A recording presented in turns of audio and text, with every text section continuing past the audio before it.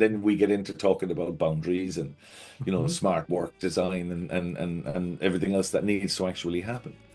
But I think your audience is also in that sort of leadership space as well in the education sector, isn't it? Mhm. And so we talk about people, um, definitely the invisible overload can happen for people in mid-tier or lower tier levels of leadership.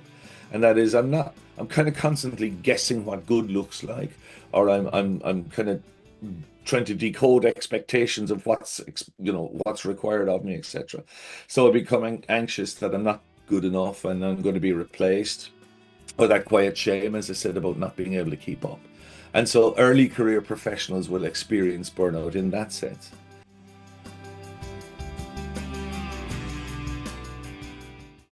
Hello, and welcome to Student Affairs Now. I'm your host, Keith Edwards. Although we know that clarity, courage, and compassion are hallmarks of great leadership, we're still inundated with outdated leadership archetypes like the great man and alpha approaches to leadership. Even those of us most opposed to those approaches can fall into them given our socialization and especially when the pressure is on. Today, we'll explore redefining alpha leadership and unpack how leaders can bring in integration, humanity, trust, psychological safety, and capacity for themselves and the teams they lead. Student Affairs Now is the premier podcast in an online learning community for thousands of us who work in, alongside, or adjacent to the field of higher education and student affairs. We release new episodes every week on Wednesdays. Find details about this episode or browse our archives at studentaffairsnow.com. This episode is sponsored by Evolve. Evolve is a series of leadership coaching journeys designed to bring clarity, capacity, confidence, and compassion, empowering courageous leadership to reimagine the future of higher education. As I mentioned, I'm your host, Keith Edwards. My pronouns are he, him, his. I'm a speaker, author, and coach, empowering higher ed leadership for better tomorrows for us all. You can find out more about me at keithedwards.com. And I'm recording this from my home in Minneapolis, Minnesota, at the intersections of the ancestral homelands of the Dakota and the Ojibwe peoples. And today I'm joined by my friend Mark Butler, who is all the way in Australia. Mark, where exactly in the world are you? Hi, Keith. Thank you. I am in Byron Bay, which is in the northern rivers of New South Wales, Bundjalung country and of the Eora Nation. Okay, wonderful. Hmm. And well, you might be confusing our audio listeners because you're coming to us from Australia with an Irish accent. So tell us Yeah. about that and tell us a little bit about you, Mark. Well, yeah, I don't sound Aussie, despite what my mother would have said. Look, I'm Irish born, lived in Australia nearly 40 years now. So, but I still sound like this. So Hmm. I think this is where it's at now. It's going to stay there. I've worked in corporate world for about 25 years, and then I in the mental health space, interestingly, for about 15 or more years now. That'll be creeping up towards 20. Don't add those together. They actually Okay. kind of ran side by side. Okay. Okay. He's doing he's not doing too bad for 85. He's so they did run theirs pretty much ran side by side. It came from my experiences of burnout in early-ish in my career. And that just sent me on a different journey. We'll probably get to why that happened a little bit later on, Yeah. because I think burnout is a conversation that will be relevant for your viewers or your listeners, Hmm. particularly in that education sector, which is it's very, very strong and prevalent. But it just meant that I've segued from corporate world into the mental health clinical space. I was a clinical director. I worked in addiction, PTSD, and substance use in veterans and first responders. I've run clinics around trauma and addiction, and then I was kind of the ambulance at the bottom of the cliff for a little longer than I wanted to be. So I segued back to trying to be the fence at the top of the cliff, and that is working again back in the corporate world, if you like. But with a view to sort of supporting and preventing mental health challenges. So what is now the language we now use is psychosocial hazards. Mhm. So I spend my time doing that now, Excellent. which is how Excellent. we came together. Yeah. And you know, um, I'm super interested in this alpha approach to leadership. Mm, mm. I spend a lot of work talking about masculinity and masculinities, and we certainly see the toxic manosphere talking about being an alpha and be more alpha and don't be beta and this kind of thing. And that's less explicitly in leadership, but more implicitly in our culture as a whole. Um, and then I heard you talk about alpha, and it literally, blew my mind. I was just trying to think. I've never Hmm. heard of this approach before. So tell us a little bit about what alpha leadership really is, and your approach to redefining alpha. Yeah, look, I suppose it might be useful to say what it's not first, and what it's not is what you think it is, right? Mhm. It's actually quite different. And so that the history of where we came up with the phrase alpha, particularly in work environments, was there was research that was done from about the 30s to the 60s thereabouts, and it was the research was done on um, wolf packs and their behavior. Now, what we didn't realize at the time, but we do now, was that we were capturing wolves and then we were containing them in a confined space and watching their behavior.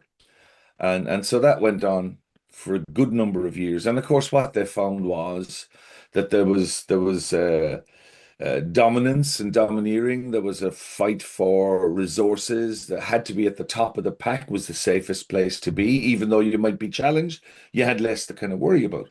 And anyone who owns a dog or sees a dog's behaving, democracy doesn't exist in the canine world, right? You're either above me or below me, and once I know where I am, then we can all kind of settle down. So that's sort of been where it came from. But in actual fact, what they were witnessing was not natural wolf behavior. These were captive wolves taken from their environment and put into a gladiator arena or a prison yard. That was the circumstance that they were creating.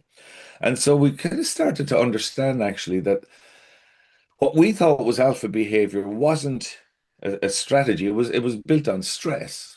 So this climb to the top and be all you can be is a stress base. Now, coming forward quickly to the corporate environment, if you like,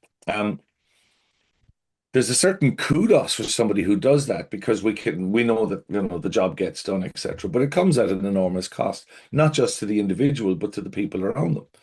And so I very often say, if you or someone you know or you've worked with or you've had to deal with somebody who is displaying that sort of alpha behavior, they were being they thought they were being dominant, but they're actually being domineering, if you like. That's unhealthy. Or if they thought they were being assertive, but actually what you're getting is aggressive, winner take all, take no prisoners kind of attitude. Um, that's not alpha. Mhm. They might be an asshole, but they're not being an alpha, Mhm. right? And Mhm. and so um, when people display those tendencies, there can be uh, a display by somebody who thinks they're being that sort of person who will lead the charge, but in actual fact, they're leading by fear, and people don't follow that person. They're not inspired or motivated. They're not innovative around somebody who behaves like that because they don't trust where they're going to be. So now you can picture the alphas in captivity, sidestepping, tiptoeing around somebody who exhibits that kind of behavior. So then David Meck did some research. He was kind of one of the last people to do it. And he's the one that sort of unpacked it in about the 70s and then spent the rest of his career admirably unraveling everything we thought we knew. But it was still, and so in scientific circles and animal behavior circles, people started to understand, yeah, actually, we've got this wrong. And they started to look at wolf packs in the wild for the true behavior. Um, Corporate didn't get the message for some reason. We still Mhm. kind of liked the idea that we had somebody in the organization who would just drive forward like that. Mhm. Um, a true alpha actually is very often, well, in the wolf environment, as an example, it's usually a couple. It's the parents of a pack, and a true alpha is actually somebody who uh, protects the team, um, or the tribe or the pack. They are responsible for following and finding resources to live. They lead the hunting, etc. But what they do is they provide an environment where it is safe for everybody in the pack to uh, exhibit, their own behaviors, if you like, and to be a true pack. And so the true alpha is the one who provides the resources and offers the leadership where everybody can be and contribute as they see fit to the pack, if you Mhm. like. We also now know that, and we used to talk about the alpha male, but in actual fact, it's not gender specific. Mhm. And there's something like 250 species where the female is actually the alpha, and the male lives on a solitary sort of basis, like lions, elephants, Mhm. dolphins. Was it meerkats? I think. Anyway, several species like that. 250, I think, in total. So we now know that a true alpha is somebody who creates the environment for everybody else to not just survive, but to succeed and Mhm. excel in actual fact. And so that's what we look for now in organizations. Mhm. But still, in the business world, very often, actually, in the business world, I would say always, success is measured by a number. It's a result, it's an outcome. And so they're always looking for somebody to deliver that. Or someone to But true, blame when it doesn't get delivered. exactly right, yeah. But their view of success is the result, right? Mhm.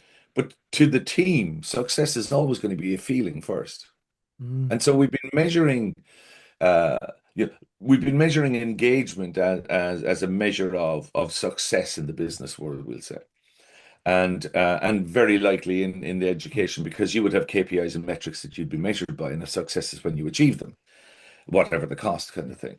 Um, and so we've been measuring engagement as the measure of success, if you like. But in actual fact, the more we look at this, and the more there's even some very recent Harvard research come out, and there's a gentleman called Mark C. Crowley, is well worth following if anybody's interested in this idea.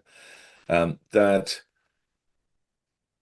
engagement hasn't shifted in the last 12 years. We've been through COVID, we've been through all sorts of tumultuous societal sort of changes, if you like. Mhm.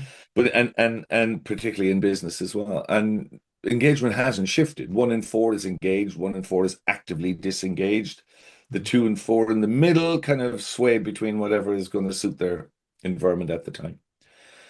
And so it's very often now being said that engagement actually is a lagging indicator of success. Mhm. It's very likely an outcome. We're successful, therefore, if okay, we're landing, we're getting somewhere, we're doing things, so we'll become a bit more engaged. But in actual fact, well-being is a better indicator of success to a business, and it's much more highly aligned with the success metrics, i.e., performance in an organization. And so a lot of what we used to think was important is starting to shift for Mhm. leaders and leadership now. And so, as I say, Alpha, we now know we're becoming better at knowing. We've known since the 70s Mhm. that our old definition of alpha is not actually a useful one. In fact, it can be destructive. Mhm. And the better definition of alpha is the more supportive leadership Mhm. style. And people who feel supported will feel well about working there, and that's going to be a much better predictor of success in the Yeah. business. I just love this notion. As I mentioned in our opening, I just see so many leaders in higher education who don't value the sort of the mythology of alpha, right? Of Mm, domineering and aggressive and top-down leadership and bossing people around. They don't yeah, value that at all. They're repulsed by it. yeah, They value collaborative and inclusive leadership. And then, particularly when the stress is on, they revert back to that because that's yeah, what's been modeled to them through childhood, through books, through movies, through the leaders that they've witnessed and they've seen. And so becomes this kind of self-perpetuating thing. I just yeah, love this redefinition of what alpha really is in these packs in the wild. yeah, It's protective, it's being of service, it's taking on responsibility. And you said sort of allows everyone to be who they want to be. I was also imagining kind of Mm. these alphas creating the environment where these pups can learn, fail, try things, be unsuccessful, do that. Yes. And you pointed to the real values of innovation and creativity and transformation being what we really need in Mm. business and in higher education and really all of leadership. We need to nurture an environment that makes that possible. And if people are constantly afraid of messing up, making a mistake, being in trouble, then why would you take a risk? And raise your hand and say, I've got a kind of a strange idea. I don't know if this would work or not, but what about this? Instead, you Yeah. let someone else, let's let someone else take that risk and then be blamed, and then I'll be safe. Yeah. Well, there's exactly that. And Mhm. why would I stick my head up Right. when I think I've got the kind of leader and a leader who's going to exhibit those sorts of characteristics is very likely not going to who's going to want to get the glory for any good idea that comes out of the team anyway. So, and when the pressure is on, they kind of micromanage, generally speaking, and they will. So nobody is going to stick their neck out to Mhm. try something different or be innovative. You're just going, no, well, the boss, whatever the boss says, the boss does, and it's their way or the highway, and so we'll just wait and see what the boss tells us to do, Mhm. which is, that's that kind of conveyor belt hamster wheel kind of Yeah. leadership. And yet I don't know if you've seen, there's been in recent times a great number of books and sort of training programs appearing from ex-military people, Hmm. ex-Navy SEALs, etc. And they talk about their leadership style. And essentially what they said was everybody knows what their role is. And when we're in the battlefield, me as the leader, I actually don't have to say anything because everybody knows what they need to do. And that's not the leader up over the top of the Right. the trenches leading the charge. No, no, no. Controls and supports everybody to do what they need to do. And that's how people will excel. You create that leadership environment. So Yeah. It reminds me of John managers and Wooden. leaders, maybe that's it.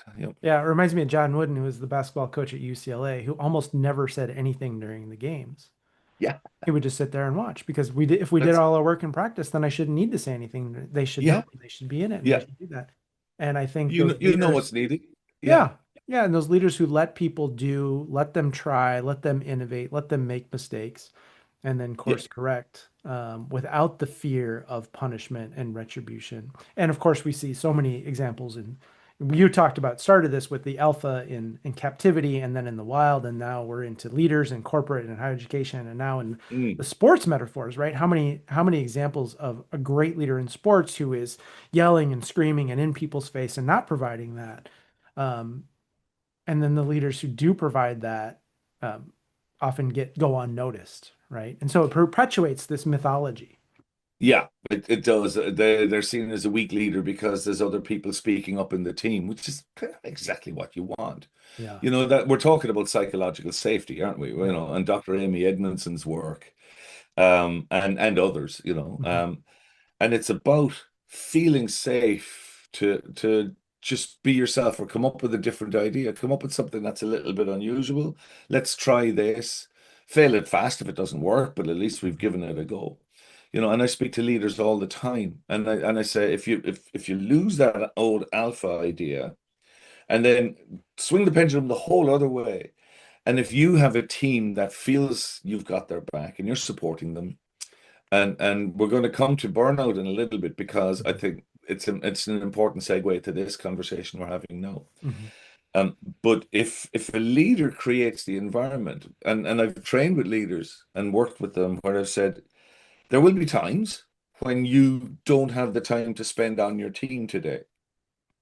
But if your team come to understand that you trust them to do what needs to be done, Right. maybe the only comment or conversation you'll have with your team today will be, what do you need for me to be a success today?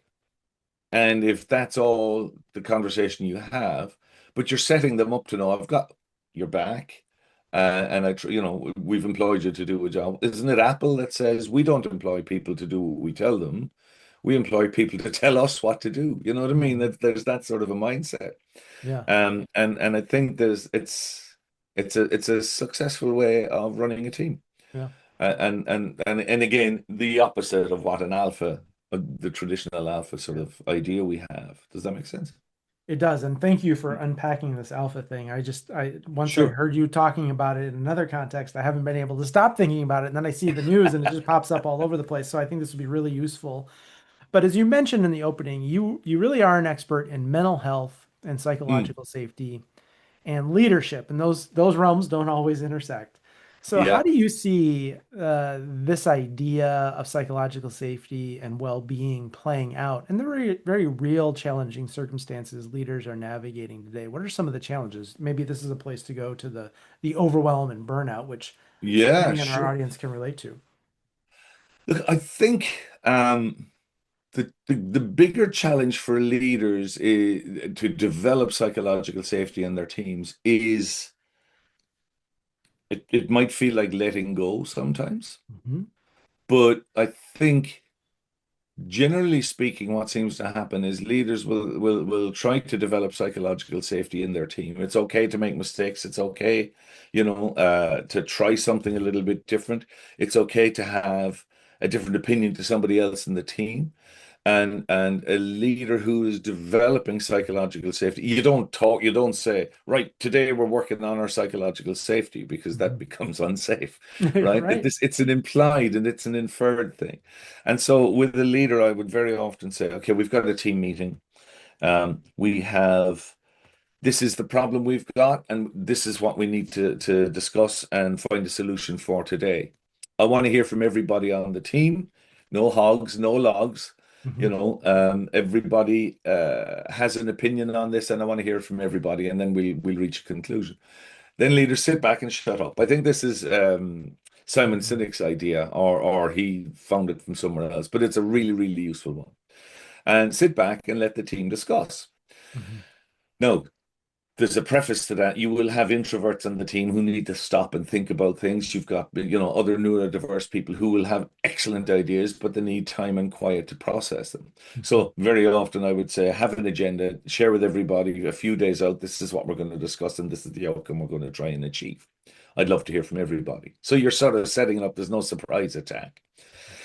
And then the leader speaks last, basically, is the idea. So everyone gets to share their opinion. Now, whatever decision the leader decides, a leader can ask questions in a meeting like that, but when everybody is heard, thank you, everyone. It was great to get so many different ideas. And I think this is what we will do moving forward. Now, nobody in that team can say they never listened to me Mhm. because they were listened to. You had your opportunity, and we've made a decision based on the collective feeling of the team. Yeah. I think this is a Everybody challenge feels that like I that. see with so many higher ed leaders because they're so smart. They're Yeah, very fast. And they right. come into these meetings on the topic of the day and they've thought about it. And they say, all Mm. right, so today we're here to talk about this topic. And here's what I think. And they lay all their good thoughts out. And then they go, well, what does everybody else think? Well, now everybody's just trying to agree with them or contradict them and do that. And they have framed the whole conversation. And so I am They've often been an alpha, the old alpha.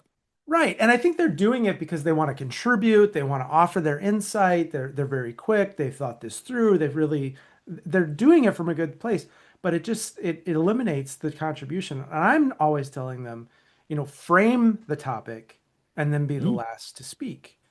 Last to Um, speak. Yeah. which is exactly what you're talking about, right? Because then you do hear from everybody, and then you can say, "Well, where I came in was way different than where the team is, and so how do I thread that needle?" Or I'm getting all these contributions that I never even thought about. How do I integrate that in? And you might leave the meeting with a decision, or you might leave the meeting saying, "This is great. I want to think about it. I'll get back to everybody." Yeah. I've heard some ideas today I didn't think of myself, and I just want to mull those over. Yeah. Perfectly fine thing to say. I sometimes get people saying, yeah, but we've kind of got a devil's advocate in our team, and he or she seems to have a different opinion to everybody just for the sake of argument. Yeah. What do we do with them? And my line usually is get them to run one of the meetings. Yeah, put them in charge. What do we? I want you to run the meeting. It'll be good. It'll be good practice, good training for you, for Hmm. your future leadership aspirations. You run the meeting this time, Hmm. and I'll be beside you. I'll probably speak second last, and then you'll get to speak last. Hmm. but everybody gets their voice heard. You know what I mean? So Hmm. it can be a useful way to sort of unpack that. Now, and also, I mean, sometimes in education, the curriculum could be cast in stone, so therefore there's certain stuff we can't do or whatever, Yeah. and depending on who the audience is, I think there's still always a nuance where there should be an opportunity for somebody to share an idea. Because what that then does, I reckon, in terms as a good leader, is you're creating this sense of people matter. Now we all know, Brené Brown's work around belonging, and you have to be able to be your true self if you're going to be authentic and giving, etc. And totally agree with that. But I think there's a next step along from that, and that is the idea of mattering. Zach Mercurio is very good, at Dr. Gordon Flett. They're both Canadians, but they speak at length about this. Hmm. The Yep. Zach psychology has of been on the feeling. podcast talking about the power of mattering. So yes. Power Man, Yeah. brilliant guy, Yeah. brilliant guy. Um, and yes, it's the same thing. It's this kind of the psychology of feeling significant. And again, the research says that we don't have to, this doesn't have to be a huge part of leadership or the ethos or anything like that. Um, and actually, we're talking about education, which is interesting. But there was again, some more research, and I think Harvard started it. But they found that somebody who is informed that they are important, that they matter, only needs to hear that about 6 times a year for it to actually Mm. land that they become 15% more productive, whatever the number was. But it's about, Maya Angelou's line, the great activist and poet, and she said, people won't remember what you said, they won't remember what you did, they'll always remember how you made them feel. And I think in a workplace, if you can create that sense where my opinion is like I'm worth more than my presence in the team, Mhm. my contribution is valued by other people, so I do have a say. Mhm. And that inspires innovation, it inspires lateral thinking, it inspires cohesion, everything Mhm. that a leader would want in a team to actually operate really well together. And when I'm talking about this, I've spoken at, we'll say, teaching or education conferences, Mhm. and I would very often say, what's interesting about this concept of mattering? It begins in early childhood, actually. Mhm. And I would say to them, and they could be the same age as me, 50s to 60s, you know, who here has had it, remembers a teacher that just spent the time with them on a one-on-one to make them really feel like that, I'm good enough at Mhm. doing this, or, I can, I'm smart enough to be here, kind of thing. Mhm. And everybody remembers a time or Mhm. remembers the teacher. And I would say, what did they say to you? And they go, oh God, I can't remember that. That was ages ago. But I said, but here you are, decades later, you still remember how they made you feel. And that was one instance. Yeah. I think But you this goes remember back to it. another challenge that I see with a lot of senior leaders who, again, because they're so smart and they're Mm, so quick at processing, a lot of the leaders that I coach, they say, Keith, my team just says they're not being heard. And yeah, I hear them. They're saying this and they're saying this and they're saying this and then they said this and they can tell you everything. And I said, I think that you're listening, but they're not yeah. feeling heard They're not feeling because heard. they shared and you processed so quickly that as soon as they were done talking, you jumped into solutions and problem solving and fixing and disagreeing. And what you're not thinking about is this, that they didn't have that moment where you went, thanks, Mark. That's a Yeah, really interesting perspective. Thanks for bringing that forward. That's really important. What I yeah. want to add to that is, and like you're saying, these 6 times a year, oh my goodness, if leaders can't make someone feel important 6 times a year, we're in real trouble, right? You don't have a relationship with your team. Yeah, and as you're If saying, you it's if you not a can't, huge awards or bonuses or a promotion. It's just, Mark, I'm so glad you're here today. That meeting would have gone in a completely different direction without you. yeah. Yeah, or we could finish our conversation today, and you could say, "Okay, thanks, Mark." Or you could say, "I really enjoyed our conversation, and the points you made are going to be really useful to the audience, or whatever." Yeah, Um, yeah, and then that makes me feel, okay, job well done. I feel like the conversation we had is going to matter to people. yeah, and yeah, and and we need to know that we kind of we're noticed, we're needed, we're necessary, or we're nurtured. yeah. There's We there's, there's matter. feelings that, and it's all feeling. everything, is based around how we feel. Uh, Well, Even to the extent of burnout, to my mind, is actually um, suppressed feelings, suppressed mm, emotions. And so I would say, and now this is a bit of a generalization, but I will often say to an audience, every conscious action, behavior, decision that you take is based on a felt sense and an emotion of some kind. And that's underpinned by a need that we have either from ourselves internally or from our environment. A simple example, I'm dehydrated, so I feel thirsty. I'll go get a drink. mhm, Right. So that's the process.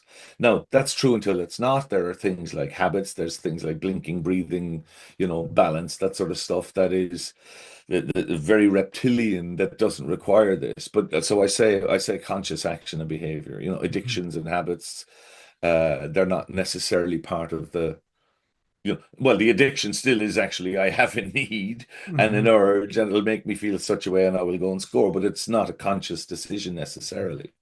And in my experience, that happens a lot. But in terms of the conversation we're having today, we talk about burnout, and there are three pillars of burnout, if you like.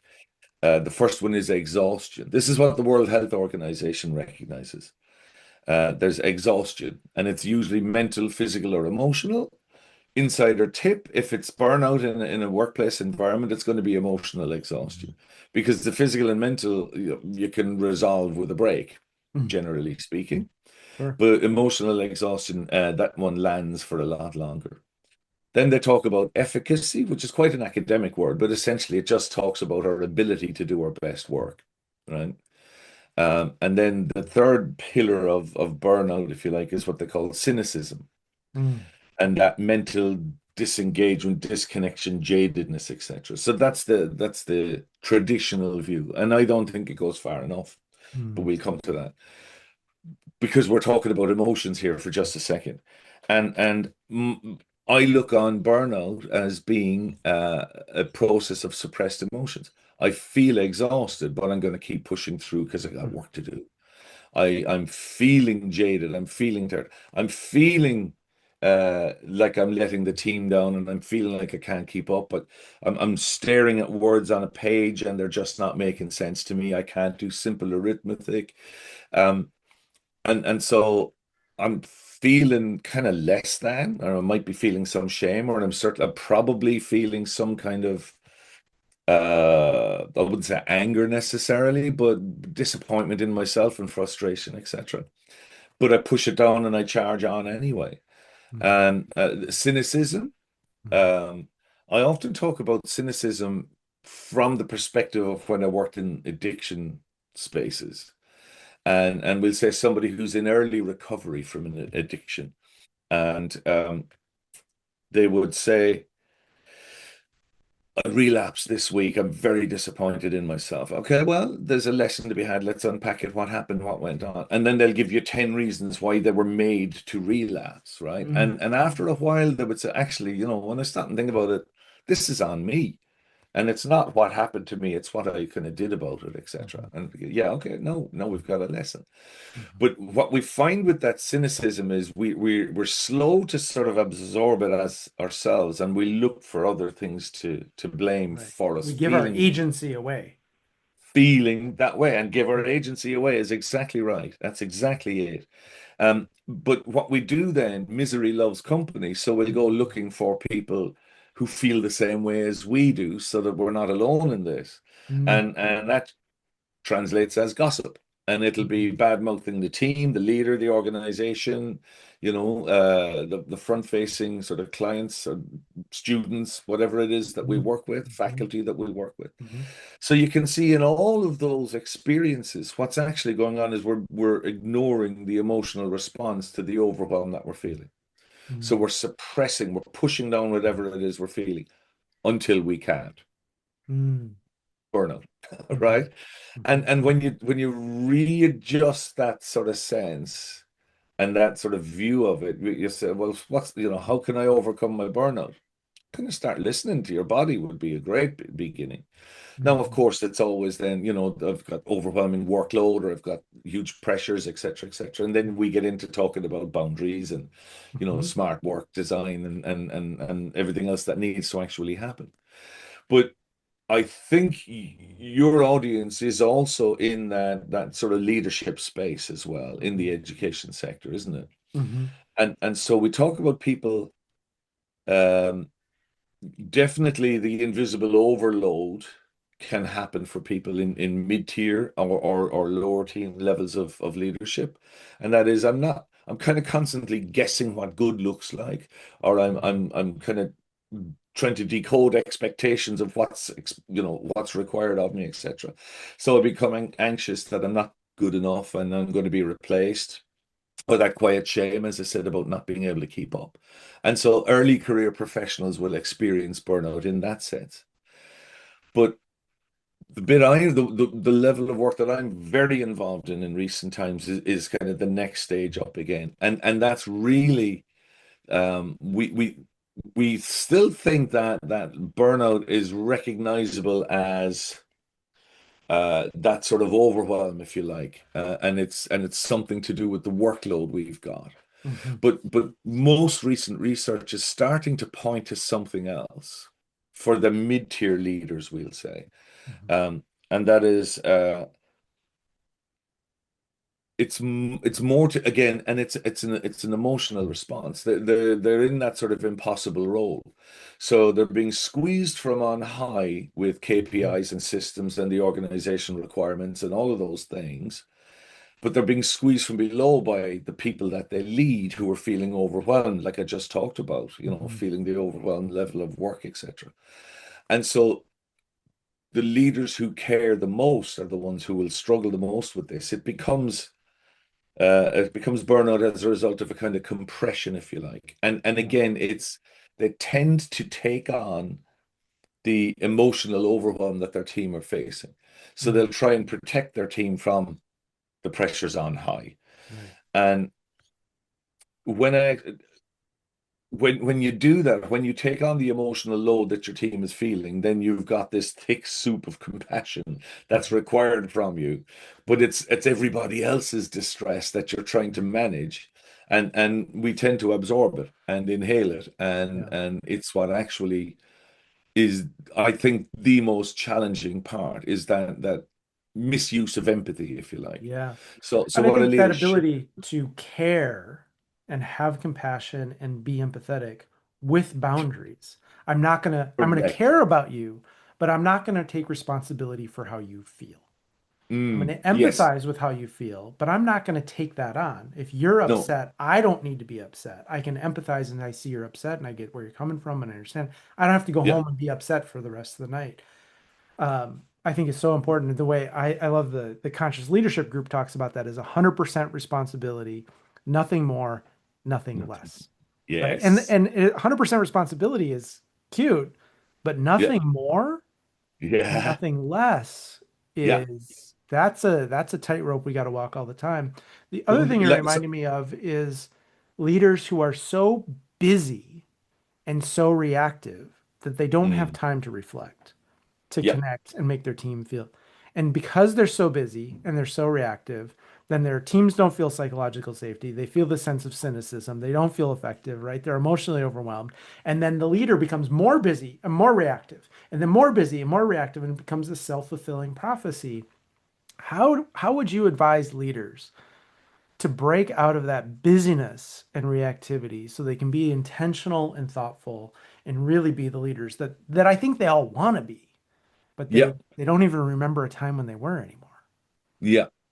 Well, and as I was saying, the ones that it happens to most of all are the ones who care the most, right? Mhm.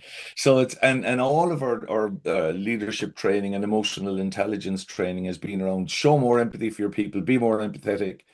But it's a slippery fellow, this Mhm. empathy, and there are sort of three recognized types of empathy. There's the cognitive empathy. I can think like you're thinking, and I get what you're saying. And if a leader just displays that, then the rest of the team think, yeah, you don't really care about us at all. You know what we're struggling with, but you don't seem to move beyond Mhm. that. Mhm. The emotional empathy is the sort of mid one, if you like. And again, that doesn't require a thought process. We're mirroring what we're seeing in other people. And they're the ones that I think are most deeply challenged because I am empathetic and I care. And I want to protect you all from, the experience. And I'll tell you a little story about that in a second. But this third one then is compassionate empathy. I am moved to do something about it. And that can be very, very dangerous as well. Mhm. And my story is this. When I was training to be a psychotherapist, I was doing a live session with a client, and my supervisor was in the room behind us, sitting in the background. It's always difficult doing that because Yeah. I'm on edge, and the client is going, I can't really be, myself here. But it's a necessary part of the training. And so anyway, we got to the end of the session. The client left, and I turned to Phil, my supervisor, and I said, "So, how was that? What have you got to say?" And he said, "How dare you?" And I said, "What? What did I do?" He said, "How dare you rob them of their experience?" Mhm. I said, "What do you mean?" He said, "Your job is to allow them to process what it is they need to process with your guidance to ensure that they're safe and no harm becomes of them. Mhm. Your job isn't to rescue and save them and ease the burden of the emotions that they need to experience. You Mhm. went in to rescue and save them, and you took on their emotional overwhelm." Mhm. And that's when I figured, shit, yeah, Mhm. that's what I did. That's what I do. Yeah. And he said, as a clinician, you won't last long. You'll burn Yeah. out. Yeah. Refocus. Your job is to allow them to experience what they need to, because that's where their resilience will come from. That's where they will learn from. And emotions generally last about 11 seconds, seems to be Yeah. about the thing. So Well, we're back to sit, the wolf pack, right? The we're alphas, totally back to the the wolf real pack. It's alphas are allowing space for people to have their own experiences, to try and fail, to do that, to have all of that. give Uh, them resources and keep them safe. We're absolutely back, but it's leadership. It's emotional leadership. yeah. And so to to to answer the question, so what can leaders do so that they don't become overwhelmed with it? Operate like that. Allow the team to have the emotional experience that they need to have. And if it is, I'm overwhelmed and and I can't keep up and I don't know what you want from me anymore. And we're trying to do more with less, and we haven't Mhm. replaced six people who have left, and we're all just frazzled. Let the conversation happen. Don't take it on. It's not your job to take it on, but just allow it to percolate. And then we can experience what that emotional discharge Mhm. is. Now okay, so we're containing this. Okay, so what can we control? What can't we control? Mhm. And then we can create a plan and give it back to them in the form of purpose Right. and meaning and something that they can achieve and something that they can do. Well, in that approach, we're giving them back some agency. This isn't something Oh, happening completely. to This is you. it. This is something Yeah. that you're a part of. One of the things that Yeah. I've said to many groups, which usually irritates 20% and 80% love, is that I think that most of you would be better at your job if you didn't care so much. And that's a bit of Exactly what right. you're talking to. And I'm not suggesting they don't care at all, but meet very few people in higher education who are in danger of not caring at all. Yeah. I How think dare you most of rob us them of their experience? right? That's I think that's most the of night. us are in danger of caring too much, holding on too tightly, feeling like, as you said, or as your supervisor said, that hero, savior, rescuer, which is so toxic and so caught up in so many dominant culture ethos and things. But how do we be a guide, be supportive, be the holder of the space and allow people to have their experience, allow them to recover, allow them to do that? Yeah. And I think And in and education in particular, when we care too much, we start enabling solving people's problems for them rather than educating, teaching them how to solve their problems for themselves. And what you end up with is not psychological safety. It's kind of the other end of the spectrum. Right. So they're never going to make a solution. They'll come up with a solution to anything because they're going to leave you, the boss, Yeah. to do it. Yeah. You're going to make the decision anyway. Why would I waste my time? You know what I mean? Yeah. So those boundaries get blurred, if you like. Well, And even though you're in Australia and I'm here in Minnesota, We're in very different time zones. It's evening Yeah. for me and the early morning for you. Thank you, Mark. But we're both still running out of time. Yeah. So the podcast is called Student Affairs Now. We always like to end by asking our guests, what are you thinking, troubling, or pondering now? And also, if folks want to connect with you, Mark, what's the best way for them to do that? So what are you Oh, troubling sure. now? What's troubling me now? What's troubling? What are you thinking about? What are you pondering? Look, um, crazy world we're living in Hmm. has got to be up there. Hmm. Um, what we thought were the biggest problems will shift very, very quickly. Energy resources. I do a lot of work with local government, Hmm. and so we were working through the sort of problems that they're experiencing, and mental health in the workplace is an enormous focus here in Australia right now. Um, it's a whole new body of legislation around how we approach the mental well-being of the people in our teams. There's a whole new body of how it's viewed and how it's treated is a huge conversation. And so we're preparing everybody to be compliant with the legislation and all of that stuff. And just in the last few weeks, there's been a massive segue because local government, roads, rates, rubbish, Hmm. all of that stuff has to be collected, and they're struggling to find fuel for the trucks. That's Hmm. the new, So now it's everything is about that because they're running out of fuel, No, but that's going to be a temporary problem, and then we'll be back to whatever the other challenges are. And so, to my mind, the thing I'm pondering and working with is we're redefining what an alpha is, obviously. That's a huge part of the work I do. But I think we also have to redefine what empathy means, and we have to redefine not so much leadership, but to my mind, redefining burnout. It's not just a cookie cutter, one size fits all, and one way to treat it, etc. So what I'm pondering a lot on is the different nuance we have around those sorts of challenges. Hmm. These are conversations that didn't happen in the workplace up until probably COVID. You Hmm. know, um, well-being, mental health, and at work, etc., were kind of a nice to have, but then they became a need to have conversation, and now they're very much we're realizing actually there's a smarter way of working that Hmm. we haven't really embraced as fully as we probably could. And so I'm spending a lot of my time talking about burnout. I'm talking about, the things that haven't changed a whole lot. Hmm. And definitely, if we can redefine alpha, we can redefine psychological safety, we can redefine leadership. And we have 5 generations in the workplace now. That's never happened before, and each with a very, very different view of, you know, what how they would define weakness or how they would define authenticity, Hmm. which is actually 2 words for kind of the same thing. Hmm. So yeah, there are challenges. It can't be just one size fits all. Yeah. And I think it's the nuance around that. How do you manage that for organizations? That's Yeah. the biggest area I'm kind of working in, I think. Wonderful. And if folks Mm. who might want to connect with you, what's the best way for them to do that? Uh, my website is markbutler.au. Hmm. Very simple. I'm on LinkedIn. I spend a bit of time on LinkedIn. I should spend more time on some of the other social media, but I find I don't have time. Mm. So maybe I should prioritize that. But email mark@markbutler.au for Australia. Hmm. My website, LinkedIn, they'd be the best places to get Great. a hold of me. If you want to know a little bit more about this, always happy to have a conversation with people. Awesome.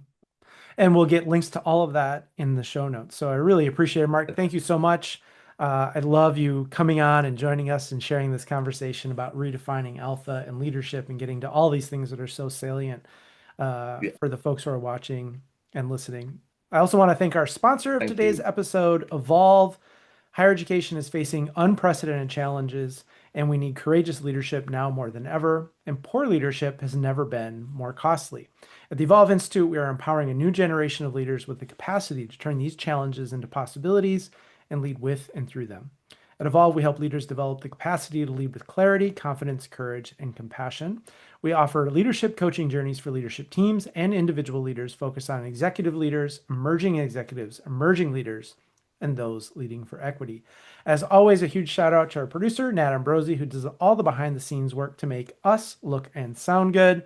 And we love the support of you, our audience, for these conversations. You can help us reach more folks by subscribing to the podcast, to YouTube, and our weekly newsletter. You can leave a 5-star review if you're so inclined. And our newest way for you to engage is on Patreon. There are paid levels. There's also free levels on Patreon that you can join for absolutely free. And there are resources and ways to connect and build community with others. Thanks to my guest today, Mark Butler. I'm Keith Edwards. Thanks to everyone who is watching and listening. Make it a great week. Thank you, Mark.